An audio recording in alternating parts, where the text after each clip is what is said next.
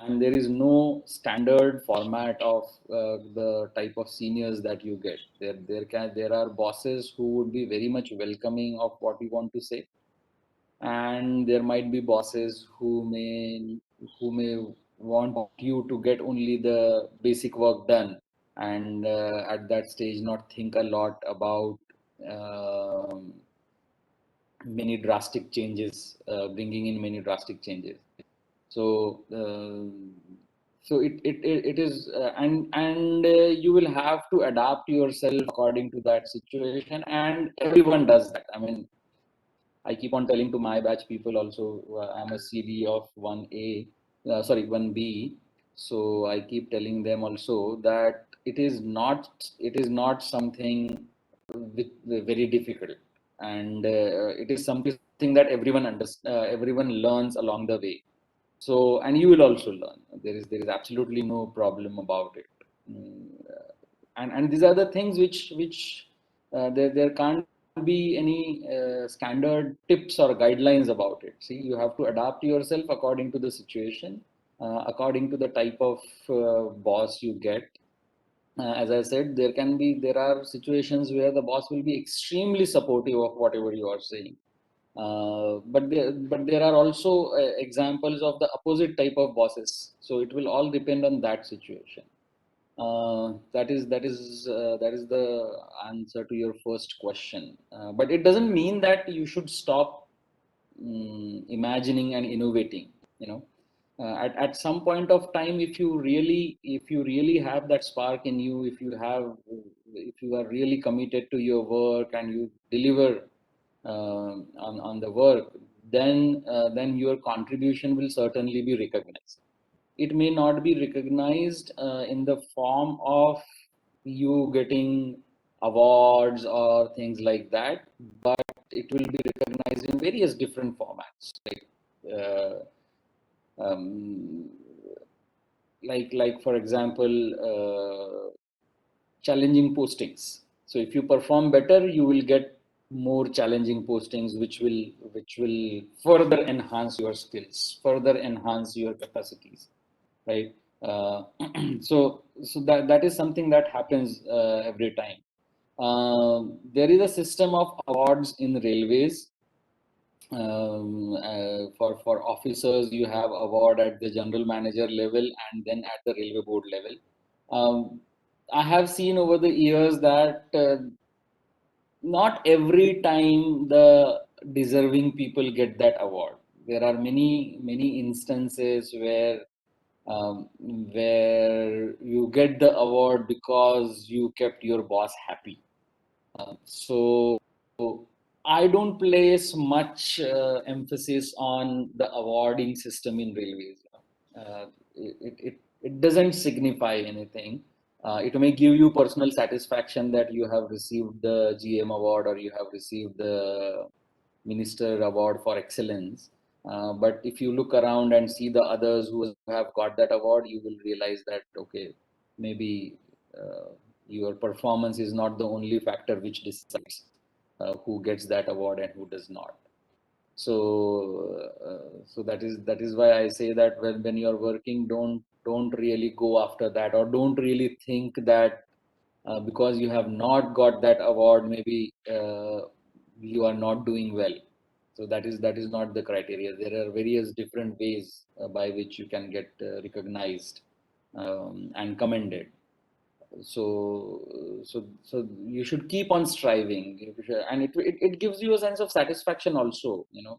There are many things that you do out of personal motivation. So I mean, that is again, that is what I have followed in my career, and I have got some very challenging postings before because of that. um, and very early on in my career, I got extremely challenging postings, which are not very much available within the personal department. So personal department postings, there are very few assignments within personal branch which you can call as challenging. But yeah, you do get recognized in that way. So that is what happens. Okay. So yeah, that was the first. And what was your second question, Chirag? So second question was like, here we are getting so many information in bits. Yeah, yeah, How to right. make it a bigger picture of the railways? Yeah, so this again, this is only the beginning of your journey in railways. So as you move ahead, you go back to your own CTIs.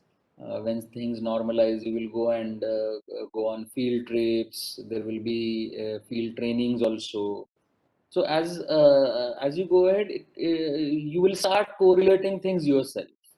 Again, it doesn't require any special training or anything. You are all of you are extremely competent people. You have passed the engineering services examination, which itself is a proof of your competence, right? So nobody should have any doubt about that. Everybody will come to terms with it, and you will do a fantastic job. There is no need for me to tell you about how to connect those dots. Everybody figures it out for himself or herself, in a way that is in your own way. In your own way, you will figure it out, right?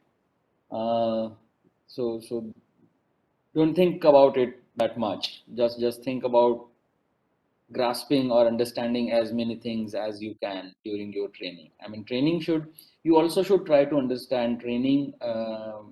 It's, I mean, after your grueling exam that you have given, you may tend to get a bit lax, but you should enjoy your training. That is the probation. I mean, you should enjoy your probation, but you should also try to understand things. So you have to balance it out, about learning things and enjoying the probation. Of course, probation is like the best part of your career because you get all the facilities without any responsibility. So you should enjoy it to the fullest. But then again, the things that you learn during the probation, that they last in your memory for a very long time, and then you don't get an opportunity to learn those things, especially which are not related to your subject, later on your career, right? So for example, there is a question about entering the railway station without platform ticket when you are off duty, uh, right? uh, so now this is something, this is a question that should be asked to the commercial faculty, but I remember it from my foundation days. I mean, uh, after that I never read about it, but I know from my foundation that officially you are not supposed to do that. As per the rules, if you are entering the railway station without a platform ticket, uh, I mean, as per rule, that is not correct. But nobody does that, because after you go and join, all of you will get a metal pass, bronze pass you will get, and that number one, that serves as an authority to enter the station. Uh, so it's like practically carrying a platform ticket. That is number one, and that number two, unofficially, no one asks a platform ticket from you. Like, even if someone asks and you say that you are a railway officer, then no one say कि ठीक है platform ticket दिखाओ. And that happens even whenever you are traveling on train. Also, there are times when you are not taking a ticket and still boarding the train. If you are like going somewhere close, for example, you go to your hometown, right? Let's say you are posted in Mumbai and you belong to Lucknow, या Bhopal, because I am saying Bhopal because Bhopal के पास दूसरा एक station है, Habibganj, right? So you are in Habibganj and now you want to go to Bhopal. So you board any local train and nobody will ask you. So that is the practical side of it. But yeah, officially you are supposed to have that ticket. Yeah. Anything? Anyone else? Anything else? One thing I would like to tell you on my own. I mean, this again to someone it may sound like I am giving you gyan, but this again is a very practical tip that I wanted to give you. Those who are interested in adding value to their repertoire of knowledge, uh, there are many opportunities for you to do that, and you should continue doing that whenever you get chance. You should try to get more and more, or add value, so to say, add value to your CV. Some of you may think of diversifying, going into some other fields later on. Some of you may even resign from railways after a few years. Some of you may get more better opportunities 5 years, 10 years down the line.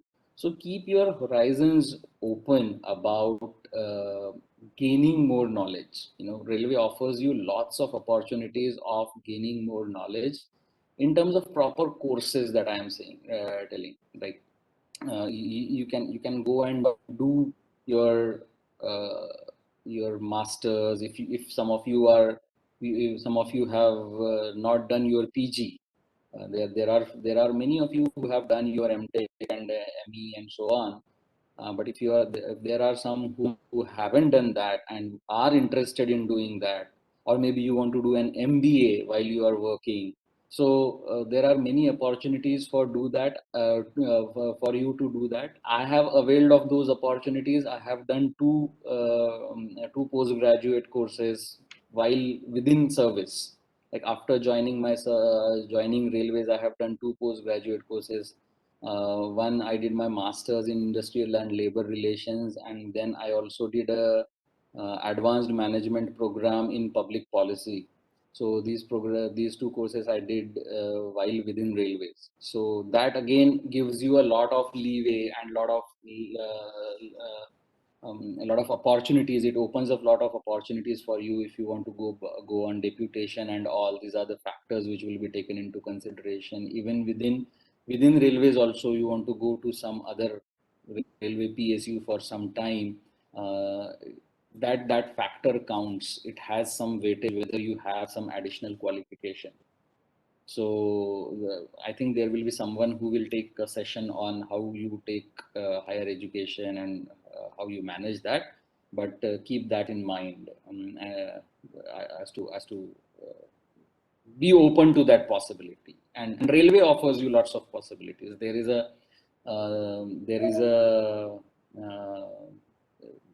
is a MOU between Ministry of Railways and Government of Japan, where they they offer special slots for railway officer, special slots for railway officer to do masters. They have, the government of Japan offers a scholarship called as MEXT scholarship. Within that mixed scholarship, there are some slots reserved for railway officers to do masters in Japan. So it's a full 2 year program, and it is fully funded by the Japanese government. So again, as I told you, there will be some session during the induction. There will be some session on that mixed scholarship. But in the meanwhile, you can also keep searching for it.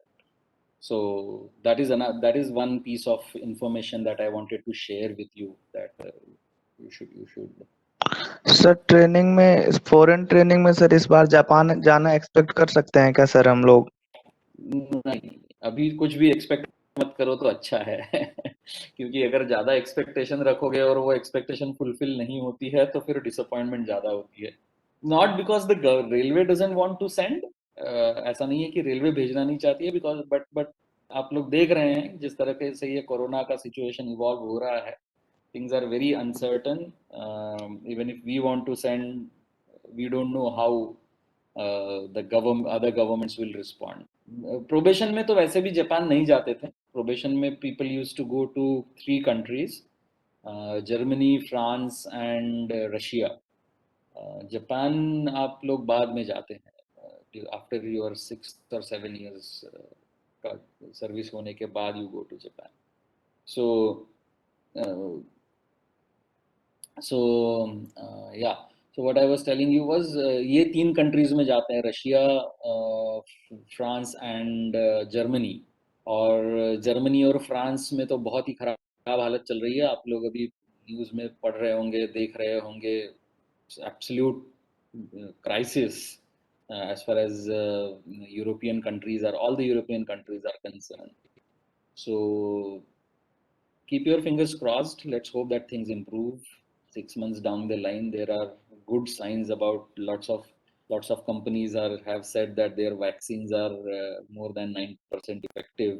So hoping that these vaccines are available at the earliest, and in another 5 to 6 months, things come back to normal. So just hold on, Pankaj. Is it permissible to do MOOC during service? See, MOOC you can do on your own. There is no problem about that. You can obviously do that.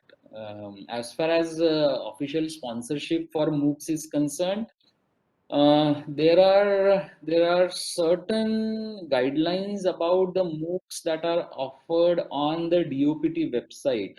DOPT has one online training portal. I'm forgetting the name of that particular thing. So they are if you have heard about the organization called JPAL, I assume that you must have heard, because the founder of JPAL received the Nobel Prize of Economics last year. So for those who don't know, JPAL stands for Jameel Abdul Latif Poverty Action Lab. It is one of the departments in the MIT, the Massachusetts Institute of Technology, which was set up by Mr.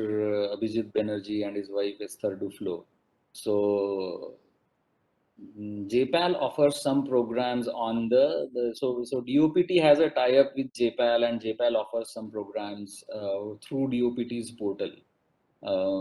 And we have all the government India officers can do those programs, but they are very limited. They are like 3 or 4 MOOCs only, not much. As far as the MOOCs available on platforms like Coursera, edX, or Udemy are concerned, so you can do on your own. In between, like when this Corona crisis broke out, I reached out to Coursera, and Coursera offered some slots to us for free, but that was for a limited duration. It was for, like, I think 6 months, and that period is over now. So officially, we don't have any system, but we are working. I mean, the training department of railway is exploring many options about online training, and MOOC is also one of them. But they are still struggling with the platform with which to go about. Yeah.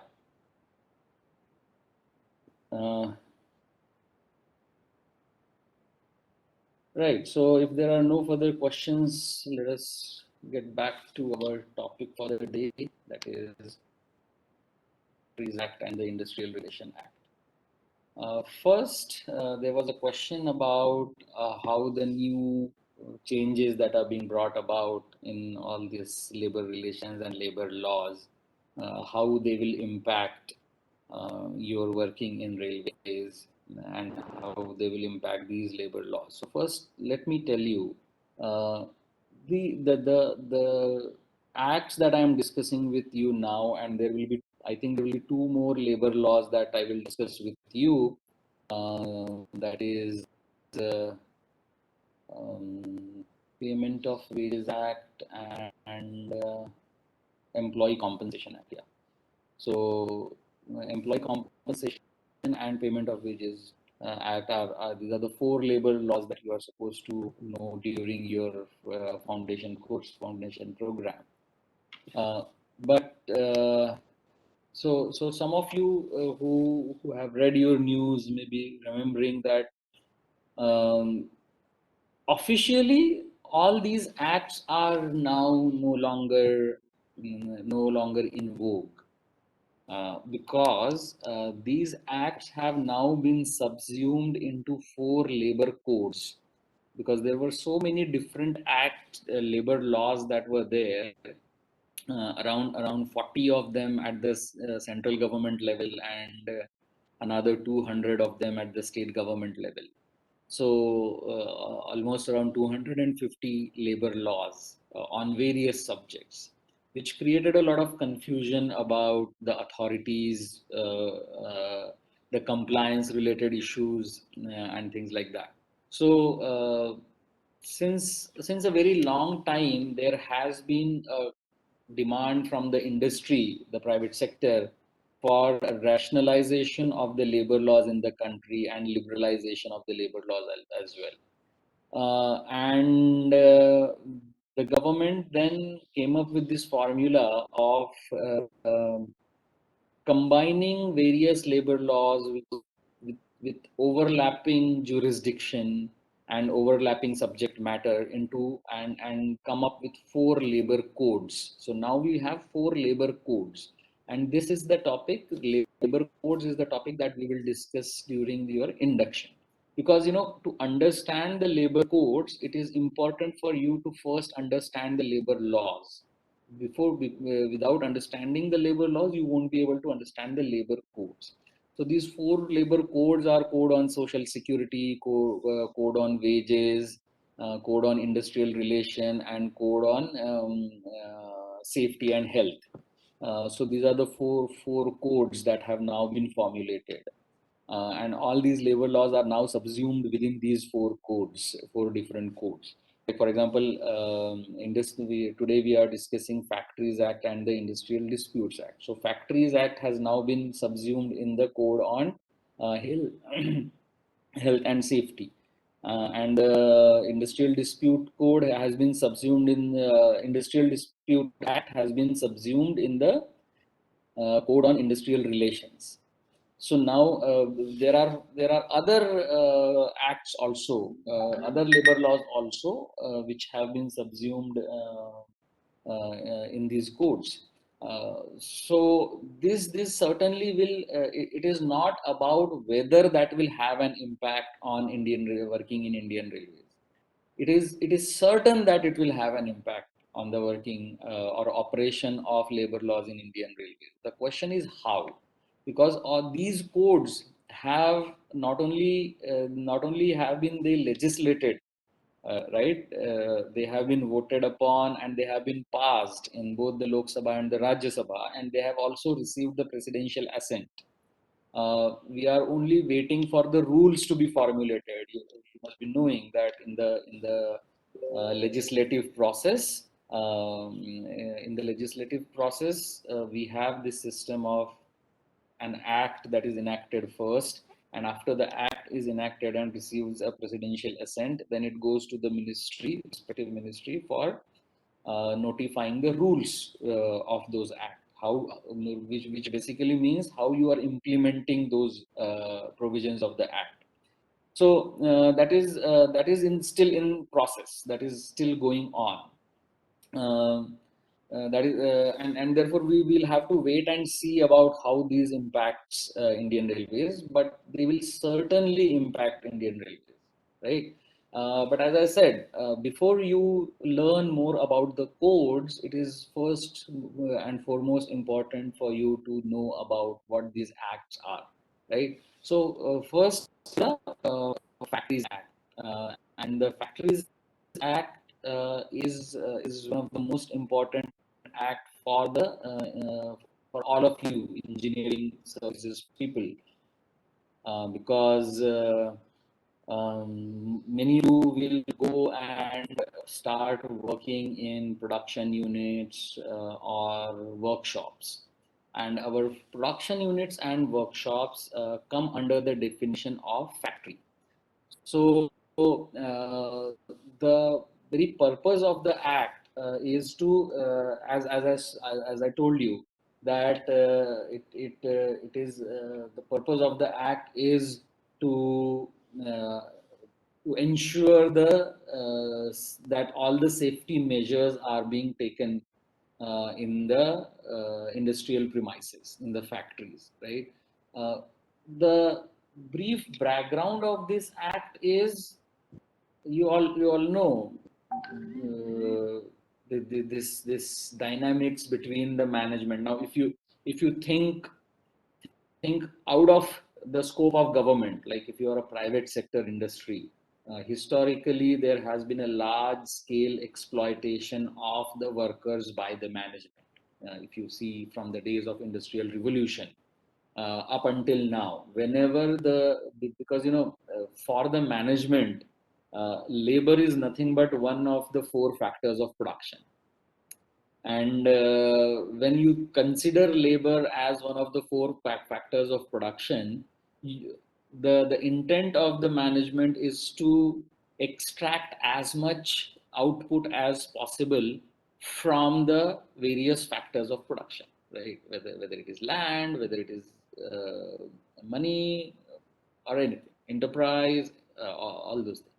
So, since labor is also one of the factor of production, you generally tend to extract as much as possible from the labor. So, the management, the attitude of management, and again, I am asking you to think of it not from a government perspective, but from the holistic perspective of an industry. So, and when we say industry, don't only think about those large scale industries. Think about the small and micro scale industries where there is hardly any safety measure being taken, because that involves spending money. So the attitude of the management is, chalo jugaad lagao, jahan tak ho sakta hai, avoid spending money, right?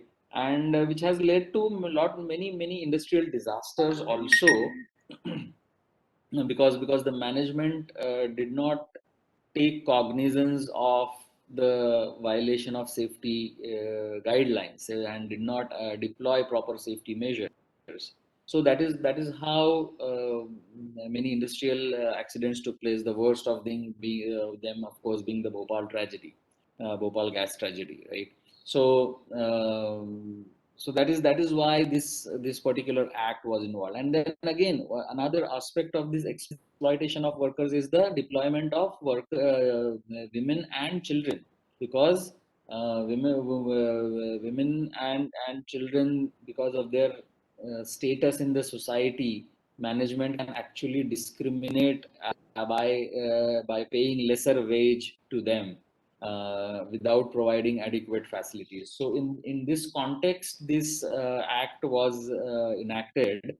So before we go into the details, let us first discuss the definition, right?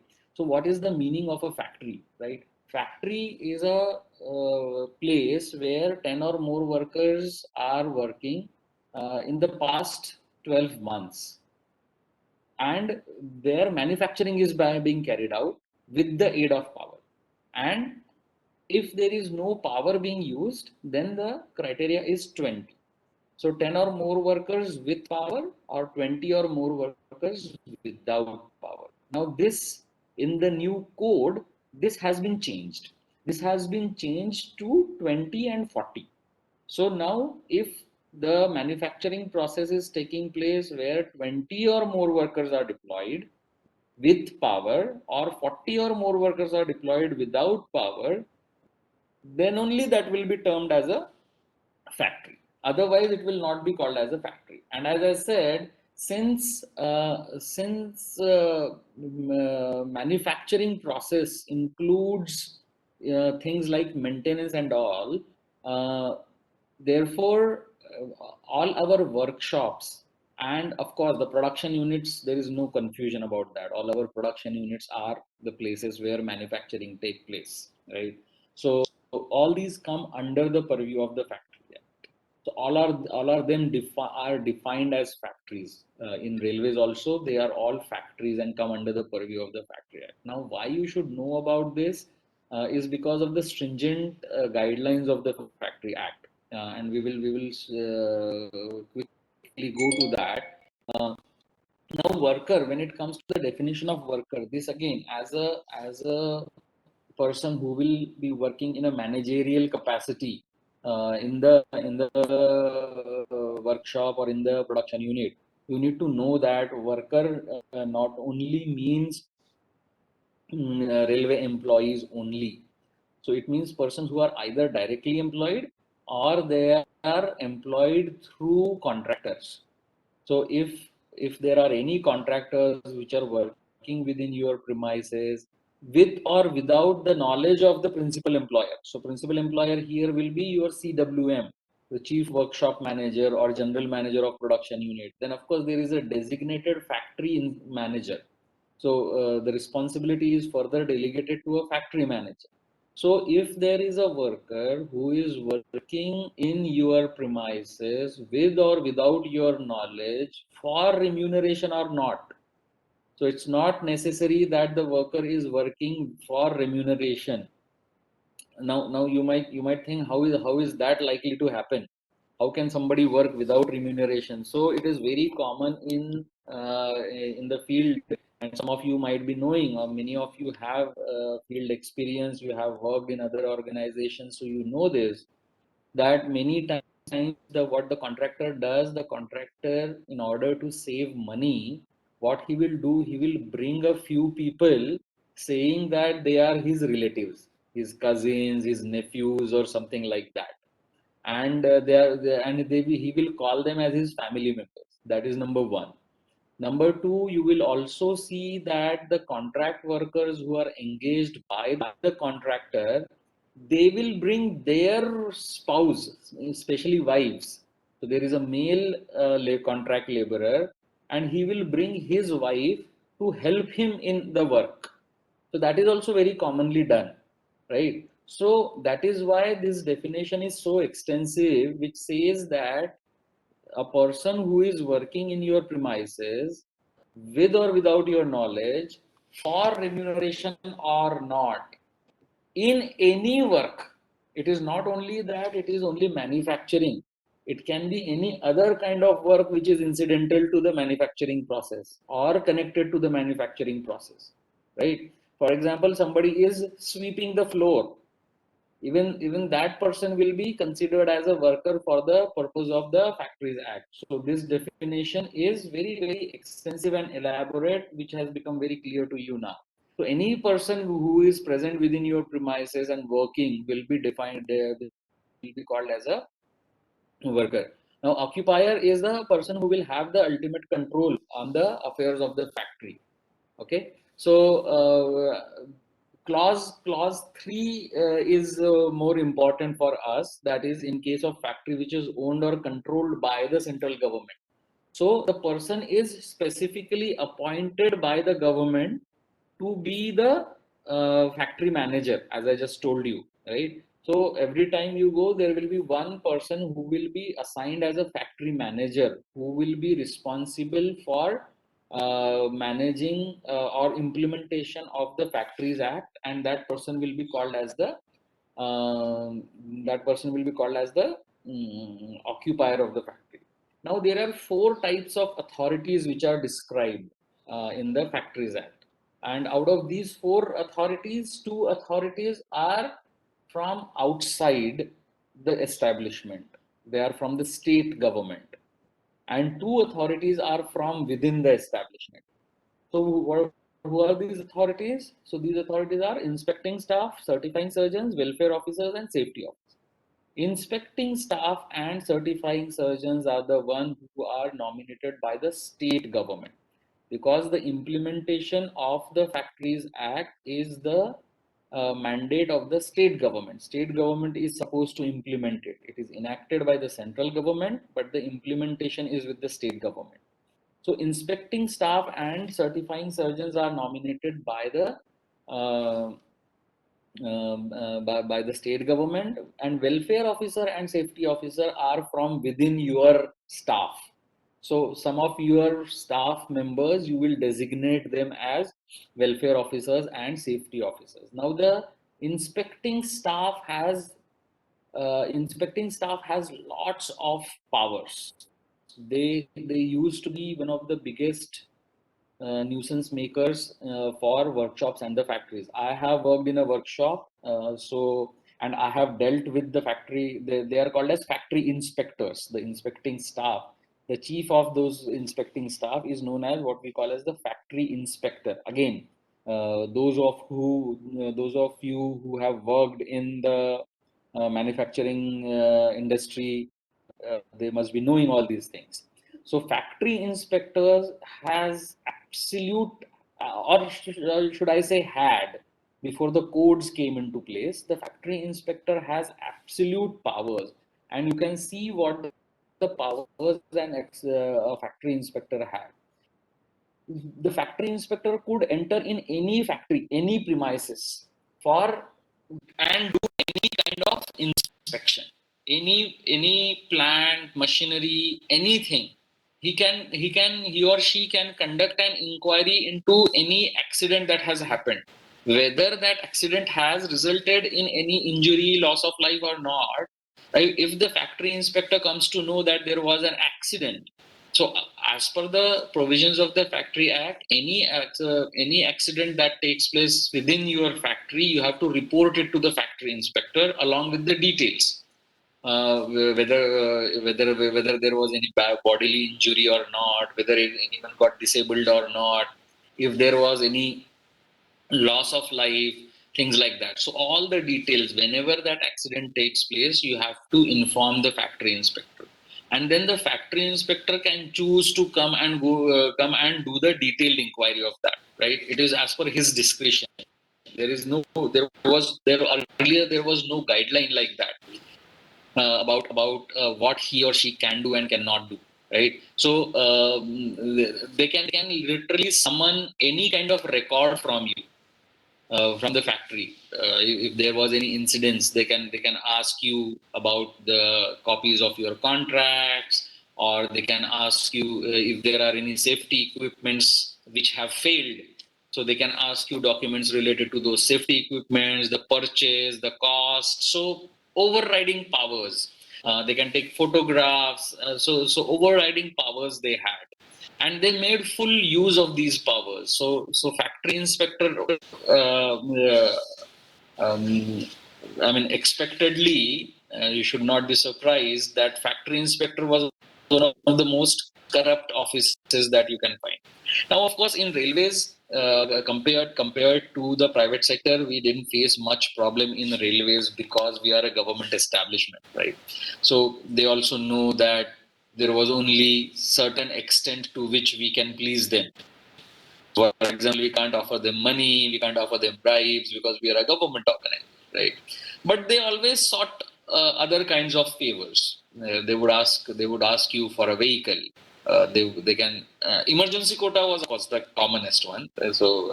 Again, no surprises there. Uh, but there used to be other kinds, and there were once in a while you will always come across a really nasty character who would try to extract as much as he can or she can from you, right? So these were the powers of the factory inspector. And then the second office I told you is that of a certifying surgeon. Certifying surgeon is basically a doctor, a government doctor, and whenever there is an instance of any complaint of any child labor being employed, so in that case, it was the responsibility of the certifying surgeon to find out the age and certify the age of the persons whose employment is in question. Right? They were also required to examine people where dangerous activities were taking place. Right? For example, if there is exposure to lots of pollution, for example, asbestos, you know, or some other pollutant is there, lead poisoning. So all these things they are certified by the certifying surgeon. The next authority is the welfare and the safety officer, and as I told you, they were nominated from within the staff within the factories. So whenever there are more than 500 people who are working, then one of the staff will be appointed as the welfare officer, right? And similarly, whenever there are 1,000 or more workers who are deployed, then one of the person will be nominated as the safety officer. So that is the condition that was given in the Factory Act, right? So this is the safety and welfare. Just hold on for a second.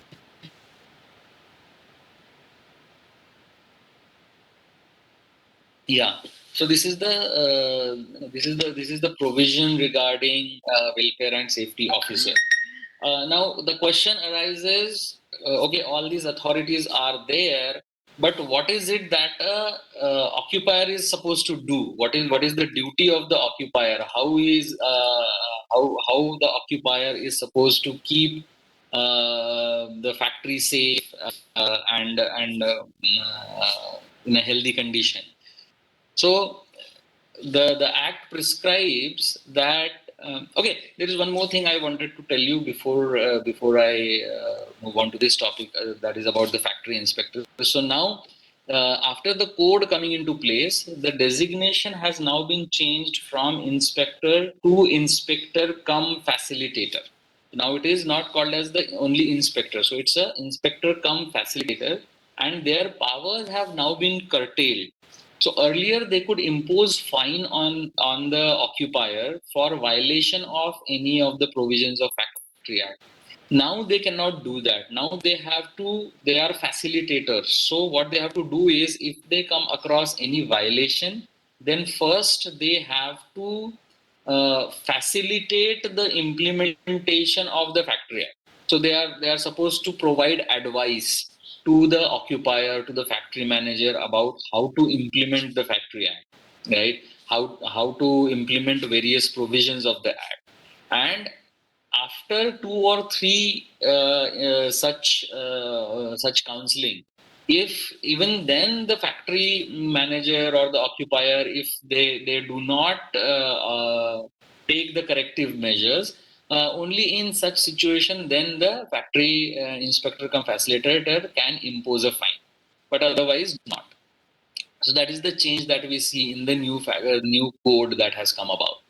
Now the duties of the occupier. So basically, you have to ensure that the place is safe and healthy for all the workers, and you also have to carry out various welfare activities for them, right?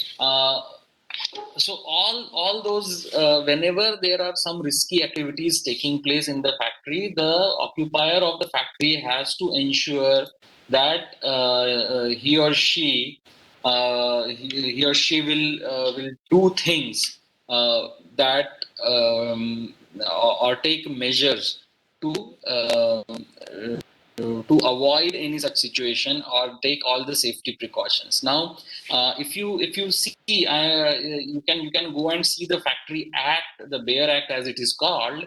If you see the Factories Act, I'm not going into the details of that particular thing, because the list is so elaborate, so detailed, of various guidelines that are contained in the Factory Act.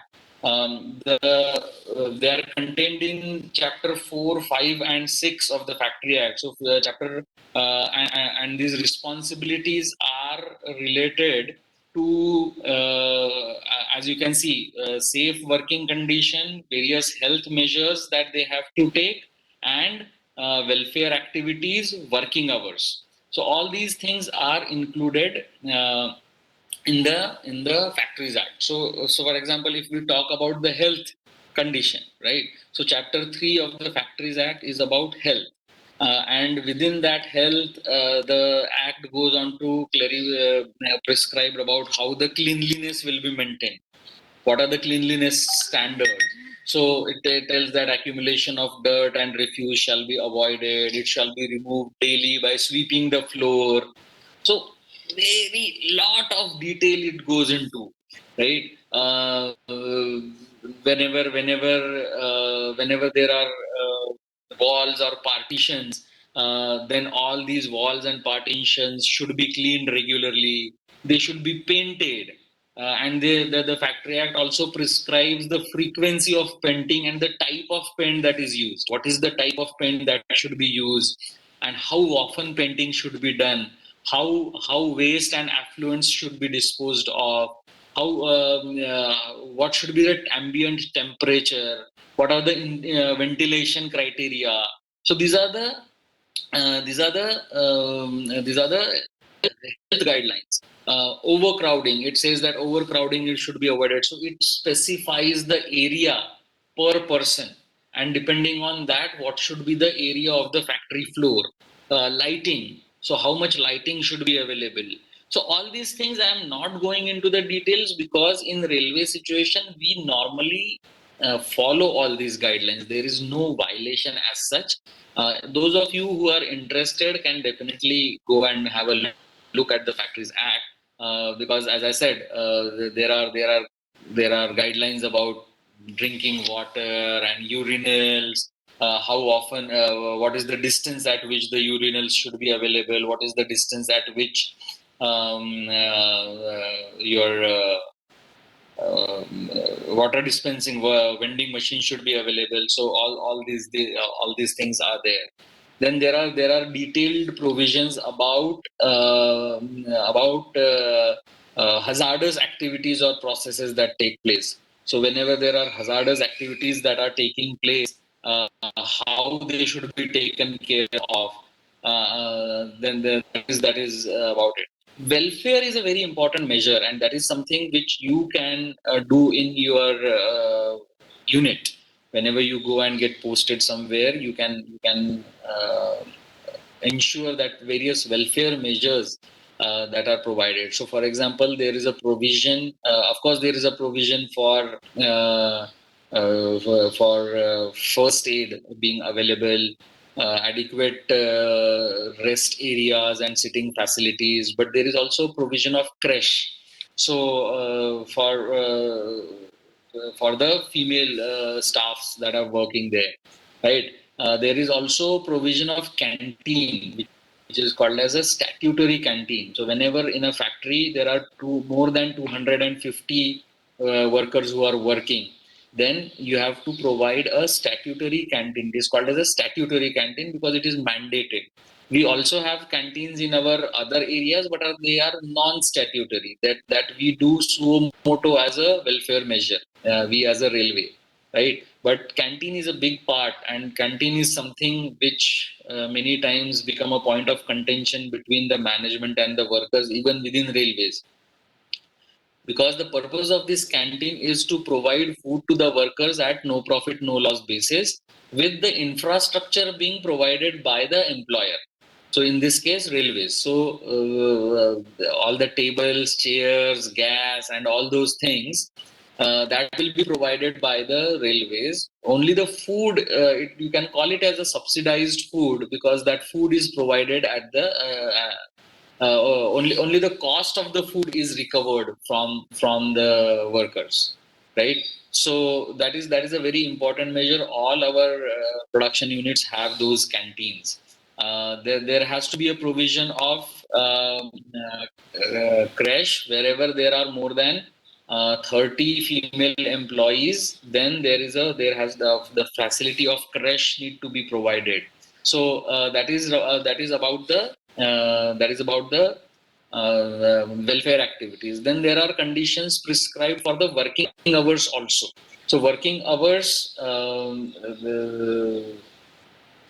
as you all know, there is a restriction of 48 hours per week. So 8 hours per day and 48 hours per week is the condition, not more than that. So in railways, again, more or less, we follow all these conditions. There are conditions prescribed for compensatory holidays also. If you ask person to work for more than the prescribed hours, then you have to provide them with compensatory holidays, right? So all these conditions are there in the Factories Act. And as I said, I am not going to go into the detail of these conditions. Those who are interested may go further, right? And of course, as I said, there is a restriction on the employment of children.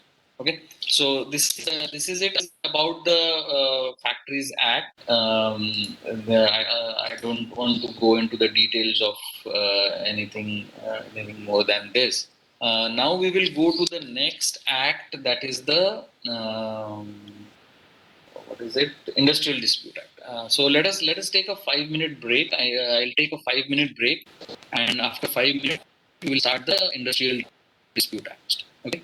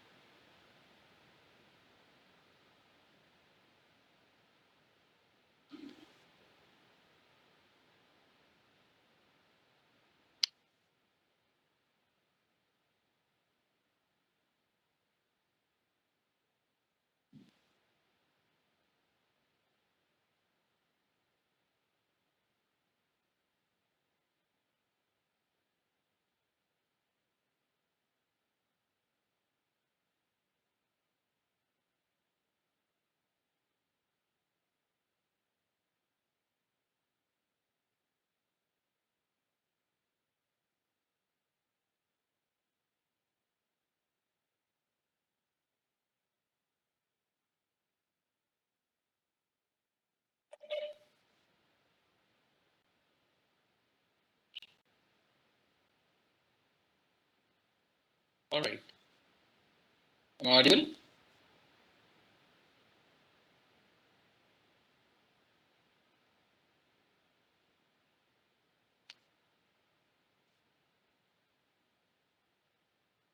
Anyone awake to listen to what I am saying? Or everyone is sleeping?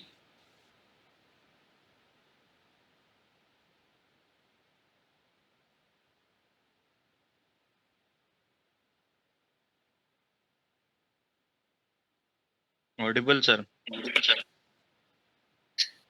कौन बोला audible? Mayank. Mayank, sir. Okay. So you are the only one who is listening. All others, what are they doing? Playing PUBG. What is what is the what is the game that is popular amongst you guys now? PUBG or Fortnite? PUBG तो ban हो गया है ना?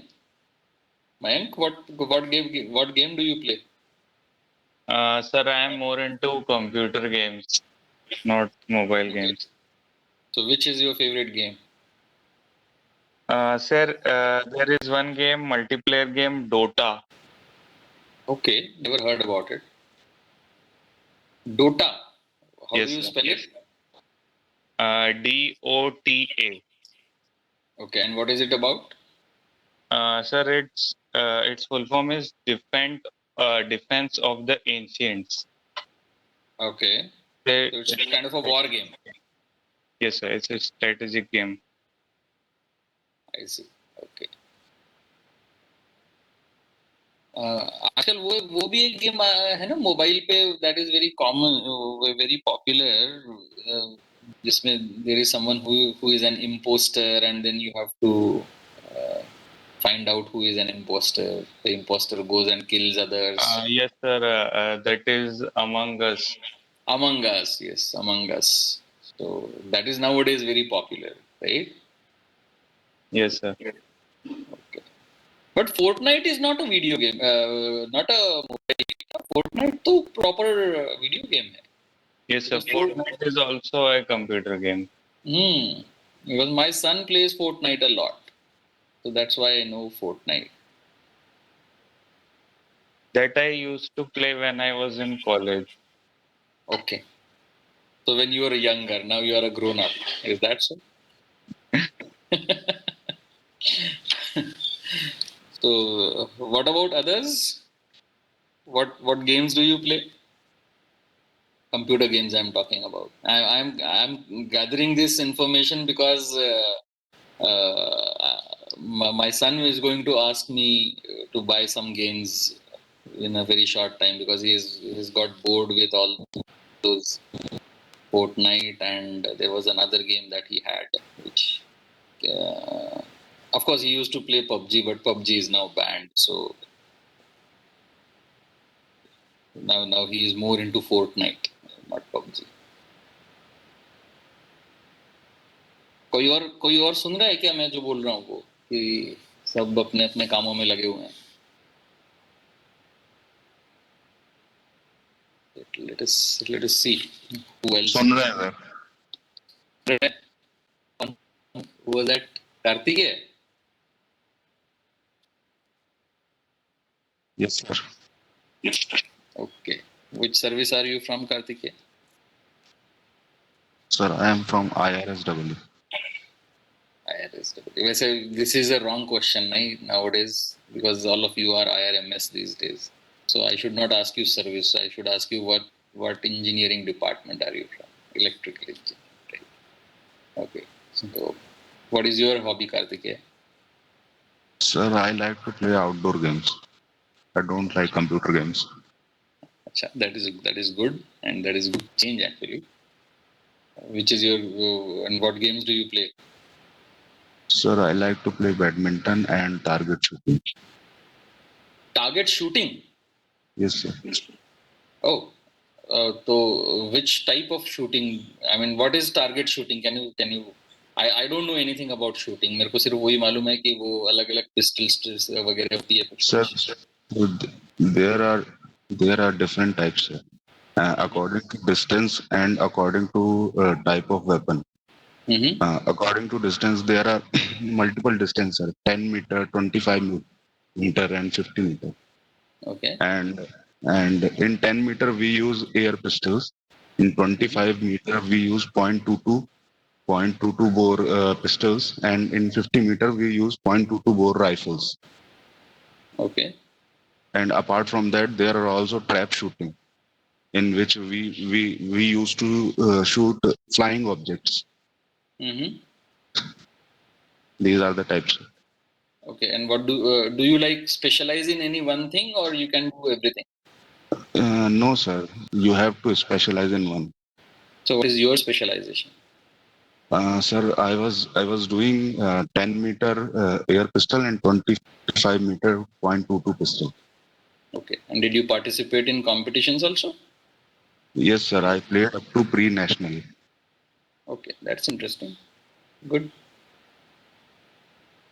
So, it will be difficult for you to follow it up, na? Because I don't think you will get the facility in all the places. There must be very limited places Yes, or sir. cities where you get this kind of a facility, right? Yes, sir. Okay. And when did you pick up this hobby? Sir, I was in class 8th when I played pre-national. And But you must have started before that, isn't it? yes, sir. 2 years before that. Okay. And where did you grow up? Which city? Farrukhabad, Uttar Pradesh. अच्छा तो वहाँ पे facility थी इन सब चीजों की? Sir, my father built a range in the home itself. Actually, actually, my grandfather was an IPS officer. That's Okay. why. अच्छा अच्छा अच्छा ओके ग्रेट गुड नाइस तो चलो कुछ लोग सुन रहे हैं तो फिर थोड़ी सी बात इंडस्ट्रियल डिस्प्यूट एक्ट की भी कर लेते हैं we have about 25 minutes left again this act again is only for information sake I would say because in railways we do more than what is prescribed in the Industrial Dispute Act.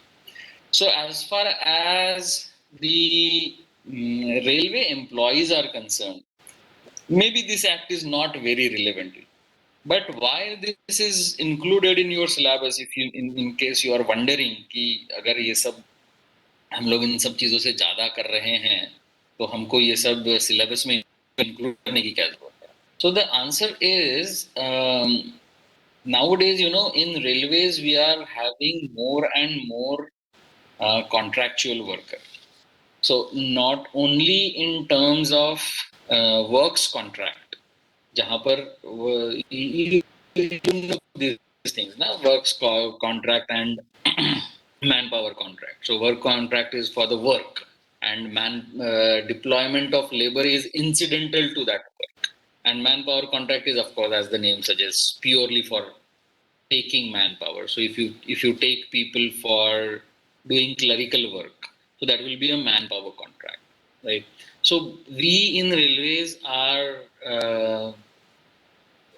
the amount of contract workers employed in railways has increased significantly in last 5 years through works contract. For earlier it was through works contract, but now it is directly manpower contract also. So we are doing manpower contracts for various activities. That is also allowed. And when we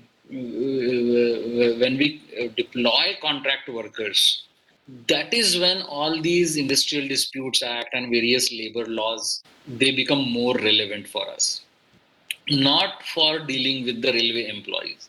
Because as I said, railway employees, we do far more than what is mandated in the what is mandated in these various labor laws. So so the Industrial Dispute Act, as the name itself suggests, the Industrial Dispute Act is to encourage healthy relationship between the workers and the management. Because if there is industrial unrest, it affects the productivity. And same happens in case of railways also. Whenever the industrial relations are bad, it creates a very unhealthy atmosphere to work. And in railways, we do have areas, pockets where the relations between the management and the union are not very cordial. Or there are pockets where the relationship between a specific officer and the union is not very cordial. So that happens, and it creates a very bad atmosphere of general working, right? So that is that is the objective, right? And whenever any such dispute arises, if it cannot be that all the time there are healthy relationship between the management and workers. There will always be areas, there will always be times when there are disputes between the industry and the labor. So in such situation, there should be a mechanism available for addressing those disputes, taking care of these disputes, and to avoid strikes and lockouts. Right. So this is the overall objective of this particular act.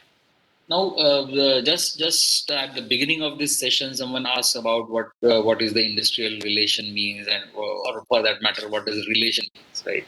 And I told you that whenever we are talking about an industrial dispute, it is a dispute not only between the employers and the employees, but also the employers and the employers, or the workers and the workers, right?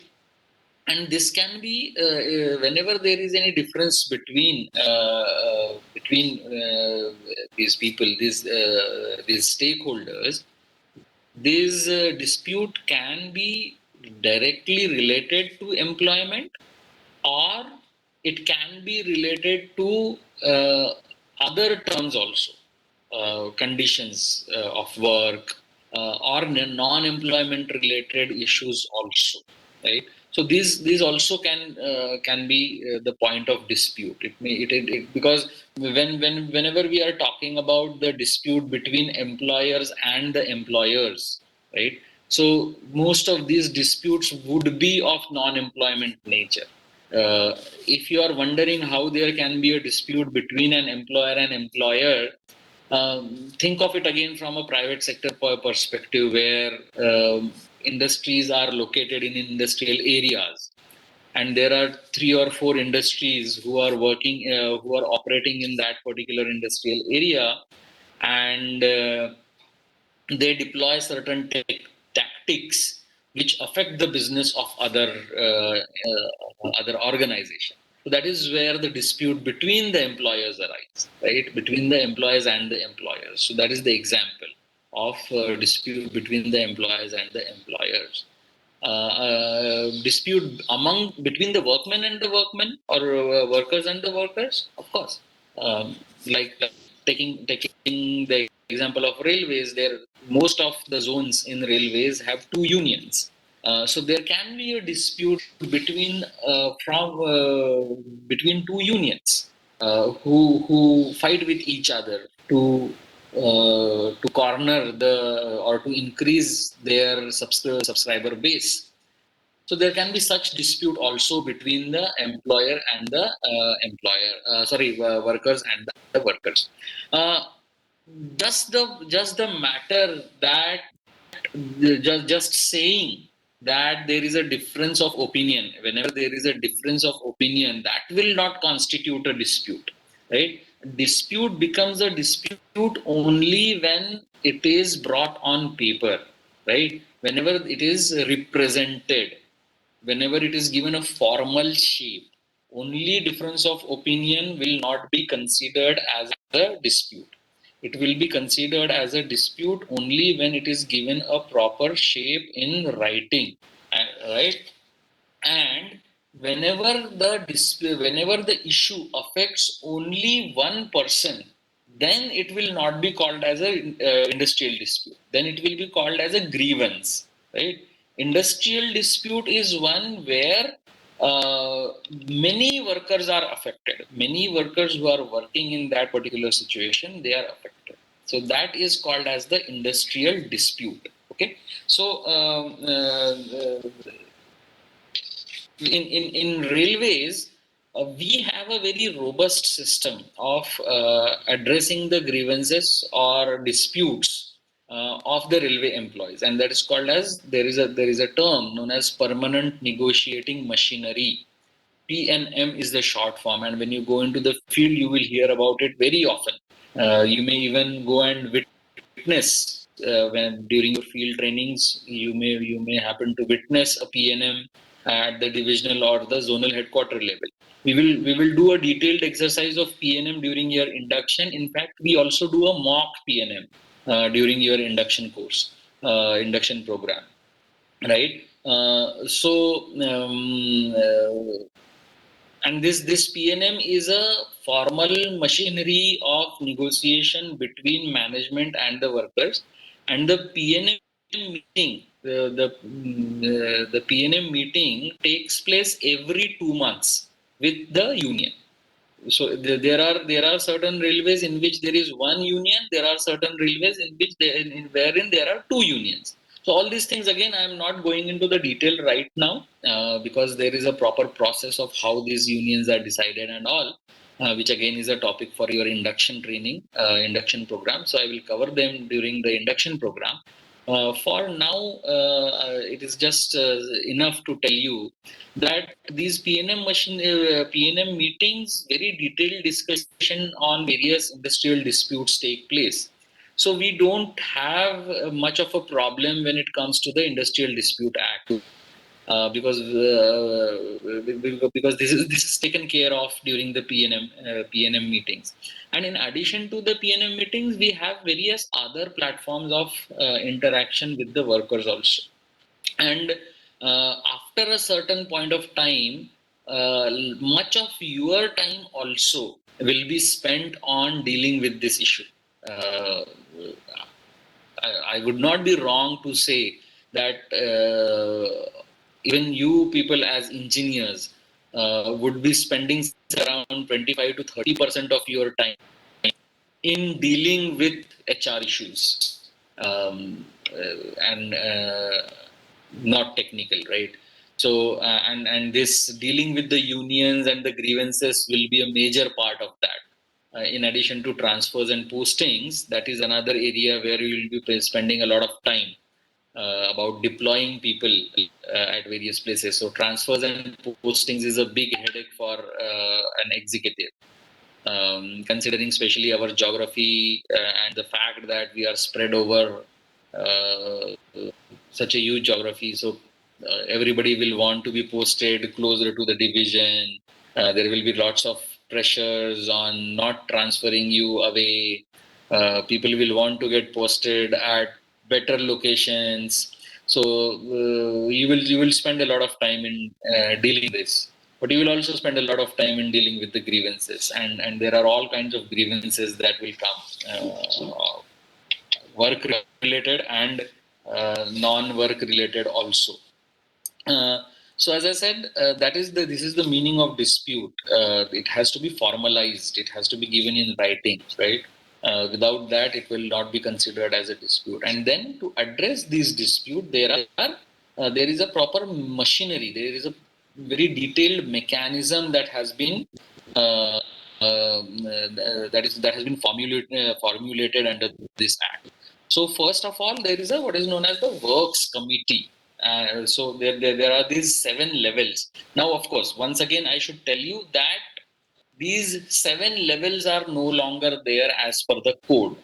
As per the Industrial Disputes Code, Industrial Relation Code, this Industrial Dispute Act has been subsumed into the Industrial Relations Code.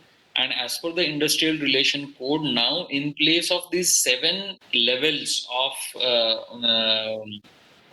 redressal of the dispute, now we have only 2 levels. There is a tribunal and there is a national tribunal. So labor tribunal and the national labor tribunal. All these other levels, and the reason why they said they have been done away with is that it used to take a long time for addressing these grievances. So there were so many channels available. So we will take a look at them one by one. So works committee, it was basically a committee which is constituted at the industrial establishment, right? Whenever there are more than 100 people working, then you have to constitute a works committee which comprises of representatives, equal number of representative for the work from the workers and the employers side. And this work committee, it was the mandate of the work committee to look into the grievance and or look into the dispute and address this dispute. Every industrial establishment was also supposed to have a system of conciliation officers. So the conciliation officers, if the works committee is not able to solve the dispute amongst itself, so the intent was that the management and the workers should sit together, talk to each other, and try to iron out their differences among themselves. But if they are not able to do so, then the conciliation officer would do that, and conciliation officer would be nominated by the state government, and he acts as more, or he or she acts more like a mediator. So again, uh, please understand, the conciliation officer, as the name itself suggests, he is not an adjudicator. He is not trying to adjudicate it, right? The conciliation officer is just trying to bring about conciliation between these workers and the management, mediate it. Again, if it doesn't work, then there was a board of conciliation. So it was one person who would act as a conciliation officer. If he or she doesn't succeed, then the board of conciliation, and this will be an independent board, again nominated by the state government, right? So that was the conciliation officer, the board of conciliation was there. So you can see that this is as per the till the conciliation level. After that, you go into the adjudicating process. The next levels of or the next authorities that you have, because there was works committee, there was conciliation officer, and the boards of conciliation. These three were the conciliation process. After the conciliation process is over, and still you are not able to solve the dispute at the conciliation level, then you go into the adjudicating process. So starting with the court of inquiry. So there was a court of inquiry, then there was a labor court, then there was a labor tribunal, and then the national tribunal. So so that is how you do it. So every establishment was also supposed, in addition to handling the disputes. So as I told you, dispute was about high level issues where group of workers are affected. But for individual level problems, individual level issues, which we call as grievances, there is what is known as grievance redressal committee, which will consist again of equal number of people from the employer and the worker side. And this grievance redressal committee will take up the individual grievances into consideration. So that is the grievance redressal machinery.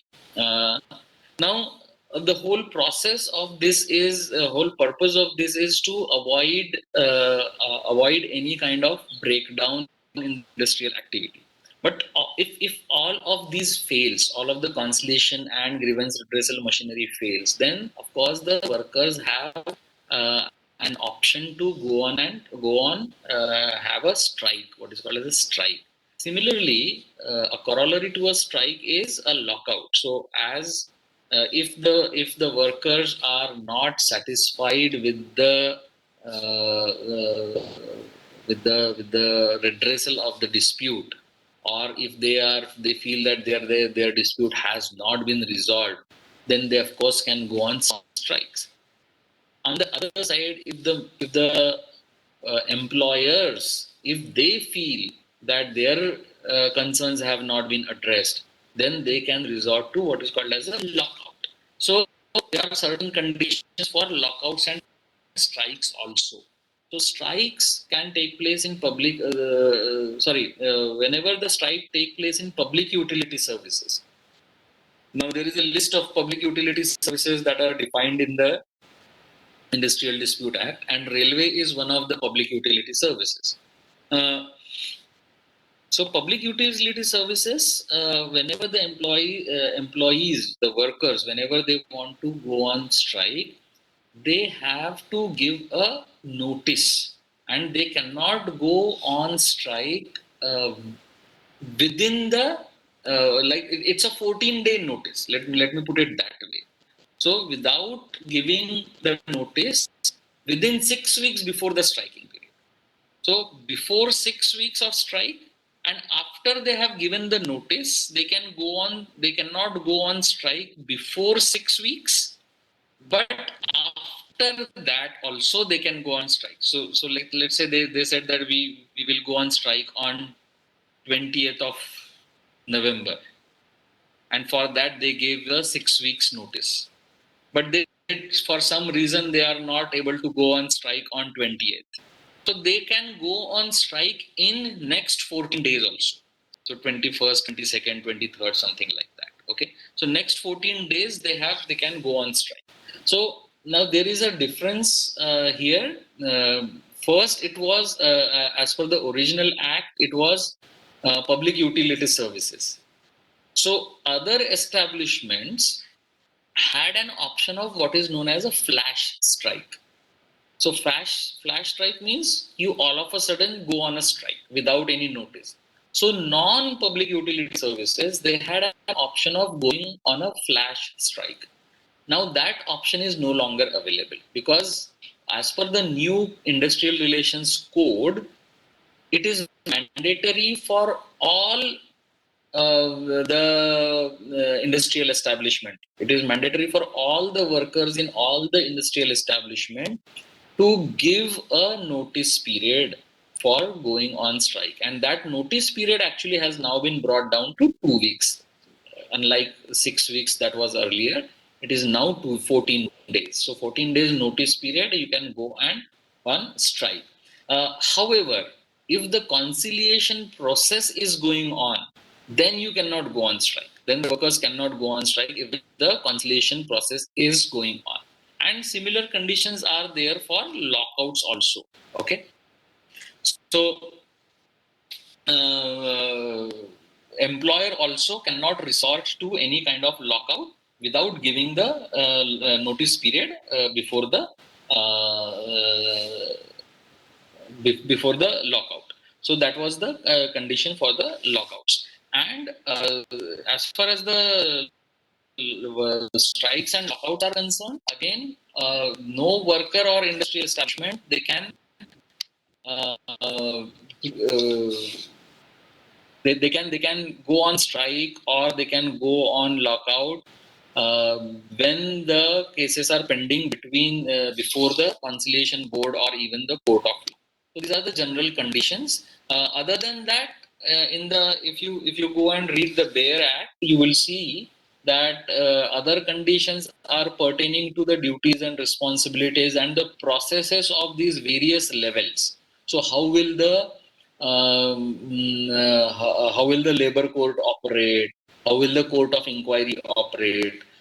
Which again is a finer detail which all of you do not need to know. This is the bare minimum that you needed to know about the Industrial Dispute Act. And as I will reiterate myself, this act has now been subsumed into the Industrial Relations Code. So some of the provisions of this act have now been changed, right? As I told you about strikes and lockout, now it is not only about public utility services. Every industrial establishment, there is a notice period now. Okay, levels of conciliation has been reduced from earlier 7 to now 2, only 2. Okay, so that is it about the Industrial Dispute Act. We still have a couple of minutes left. If anyone has any question, once again, the question need not be pertaining to only these 2 topics. You can, if you want to ask question about anything else, you are welcome to ask. So I'll wait for a few minutes before I close the session. If anyone has any question, You can either type it or you can speak up. Yeah, go ahead.